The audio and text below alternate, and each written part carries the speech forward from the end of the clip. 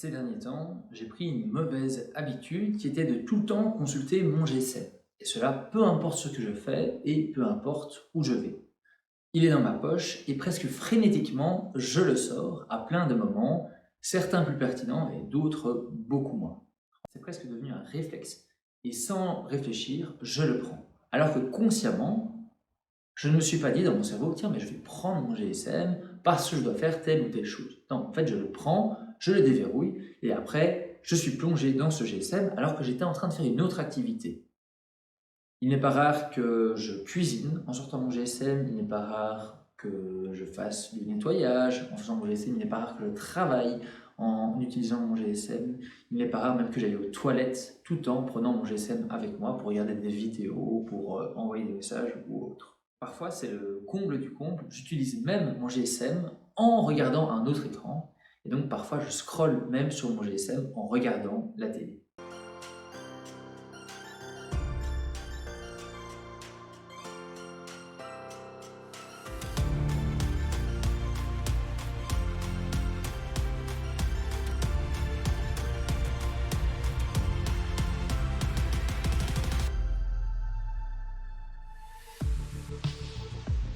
Cette utilisation du GSM en même temps qu'une autre activité est vraiment problématique. Comment voulez-vous que je passe correctement l'aspirateur en regardant des informations sur mon GSM? Comment voulez-vous que je ne fasse pas brûler ma viande si je suis en train de consulter constamment mon GSM? Alors, il y a des gens qui, eux, vont dire, nous, on est capable de faire deux choses en même temps. C'est pas très grave si je suis occupé de faire quelque chose en regardant mon GSM ou en faisant autre chose. Certains rétorqueront peut-être que eux sont capables de faire deux choses en même temps. D'autres avanceront peut-être le proverbe qui dit que les femmes, elles savent faire deux choses en même temps. Pourtant, et pas même les femmes, personne ne peut faire correctement deux choses à la fois. Autrement dit, personne n'est capable de faire du multitasking. En fait, c'est prouvé scientifiquement, on n'est pas capable, nous, êtres humains, de faire deux choses à la fois. Ou du moins, on n'est pas capable de faire deux activités cognitives en même temps. En réalité, ce qu'on fait, ce n'est pas faire deux choses parallèlement, c'est passer d'une tâche à l'autre et puis de revenir à la première tâche, etc., etc. En fait, on jongle d'une tâche à l'autre. Par exemple, si je nettoie mon lavabo en regardant une vidéo, ce que je fais en réalité, c'est je nettoie mon lavabo, et puis je regarde un petit peu ma vidéo, et puis je continue à nettoyer mon lavabo, je regarde ensuite ma vidéo, etc. etc. Okay. Si je regarde ma vidéo en essayant de nettoyer un petit peu mon lavabo, je ne vois pas ce que je fais. Okay. Donc, dans ces deux activités, nettoyer un lavabo par exemple et regarder une vidéo, j'ai besoin d'avoir une attention complète sur une des deux activités pour en profiter pleinement. C'est-à-dire que si je veux nettoyer mon lavabo efficacement dans un laps de temps raisonnable, je dois ne faire que ceci. Et si je veux regarder une vidéo tout en retenant un certain nombre d'informations ou en prenant un maximum de plaisir en regardant cette vidéo, je ne dois faire que regarder cette vidéo.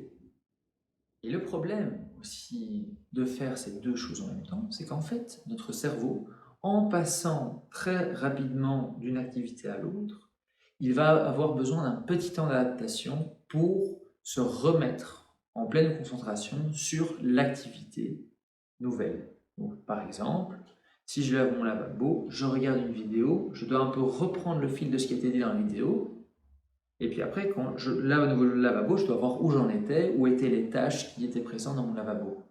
Et donc, à chaque changement entre deux tâches, quand je fais soi-disant du multitasking, eh bien en fait, j'ai besoin d'un petit temps d'adaptation, d'un petit temps de réflexion pour me remettre à 100% dedans.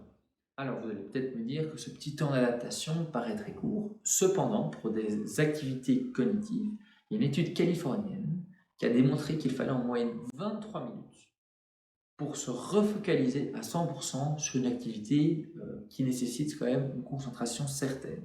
Vous l'aurez compris, utiliser son GSM en même temps que faire une autre tâche est néfaste à la fois pour la tâche en elle-même et sa productivité, mais également un petit peu pour l'expérience dont vous voudriez profiter en utilisant votre GSM. On va aborder ici quelques pistes pour que vous puissiez peut-être améliorer votre quotidien et être plus conscient de cette utilisation de GSM pendant la réalisation d'une autre de vos tâches. La première chose Et le premier conseil que je peux vous donner, c'est peut-être de mettre son GSM autre part ou de l'éteindre.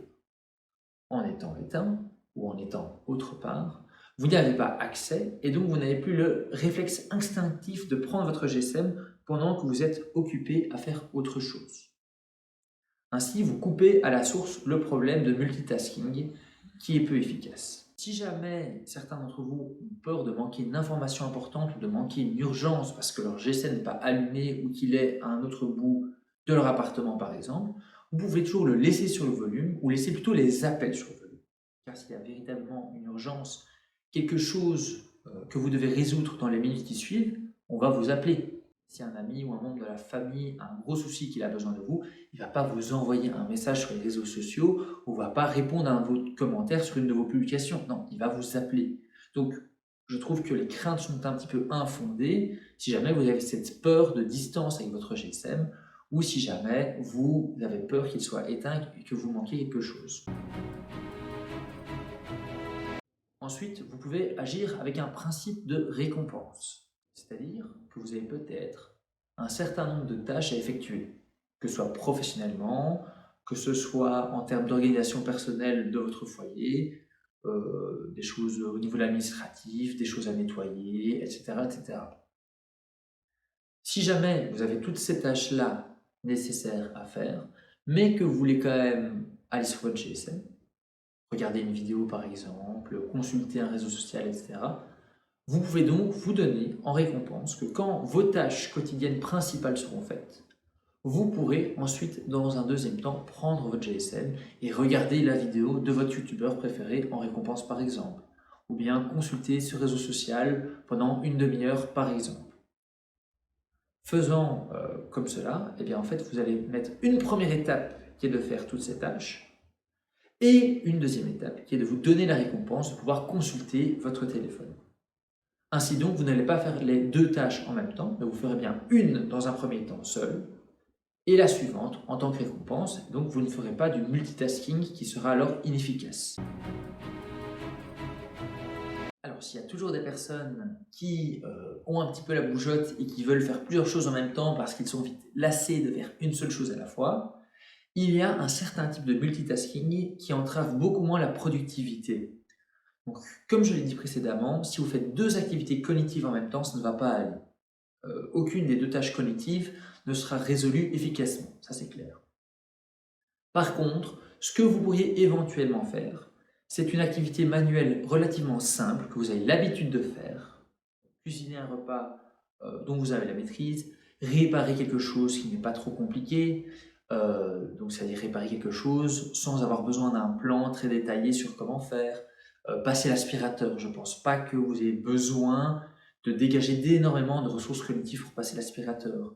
Euh, Ça peut éventuellement être courir ou marcher, se promener. Ça, ce sont des choses physiques qui se font assez naturellement. Vous pouvez faire toutes ces tâches manuelles qui en fait sont déjà automatisées dans le cerveau en même temps qu'une tâche auditive, c'est-à-dire que vous pouvez écouter de la musique ou écouter un podcast audio par exemple en faisant cette tâche-là. Pourquoi? Parce que votre cerveau, à ce moment-là, peut se concentrer sur une seule réelle activité cognitive à la fois. Si j'écoute mon podcast en marchant dans la rue, mon cerveau n'a pas vraiment besoin de réfléchir, je vais mettre mon pied droit, puis mon pied gauche, puis mon pied droit, etc. Non. Par contre, il pourra pleinement alors se concentrer sur le podcast et retenir plein d'informations. Ou bien, si je cuisine en écoutant de la musique, et que c'est une recette facile que j'ai l'habitude de faire, je n'ai pas trop besoin de me concentrer pour faire cette recette et donc je peux raisonnablement écouter de la musique. Attention, ça ne marche pas par exemple si vous regardez une vidéo comme dans l'exemple précédent du lavabo et de la vidéo YouTube. Parce que là, à ce moment-là, il n'y a pas seulement l'oreille qui fonctionne, mais il y a aussi les yeux. Donc si les yeux sont sur une vidéo et en même temps sur votre plat à cuisiner, ou bien si vous marchez dans la rue et que vous regardez votre vidéo, vos yeux ne peuvent pas non plus regarder le chemin et la vidéo en même temps. Donc si vous associez une tâche, on va dire plutôt manuelle, avec une tâche auditive, cela marchera. Parce que la tâche manuelle nécessite la vue la plupart du temps, tandis que la tâche auditive ne nécessite pas les yeux. D'où la pertinence d'un podcast par exemple, ou de musique. Alors jusqu'à présent, on a plutôt parlé des tâches quotidiennes qui sont pas très captivantes, comme faire la cuisine, devoir aller faire une course dehors, ou encore devoir faire le nettoyage. En fait, ça s'applique également à vos loisirs et vous ne pourrez pas vraiment pleinement profiter de vos loisirs si vous avez toujours votre GSM avec vous. Si vous êtes avec des amis en pleine conversation et que vous prenez à chaque fois votre GSM, vous allez devoir à chaque fois mettre du temps pour vous replonger dans la conversation et donc vous allez moins profiter de ce temps passé avec vos amis ou même en famille par exemple. Si vous découvrez une nouvelle recette qui nécessite quand même un gros effort cognitif, parce que c'est une recette qui n'est pas si évidente, vous n'avez pas l'habitude de la faire, eh bien forcément, en utilisant votre GSM en même temps, vous n'allez pas profiter de l'expérience de la recette et vous ne pourrez pas être performant. Donc, cette question de multitasking avec le GSM qui est embêtante, c'est pas seulement une question d'être productif, de faire les choses de la vraie vie, quotidienne, qui sont indispensables, etc. Mais c'est aussi pour vos plaisirs, c'est aussi pour vos loisirs, vous donner l'occasion d'en profiter pleinement.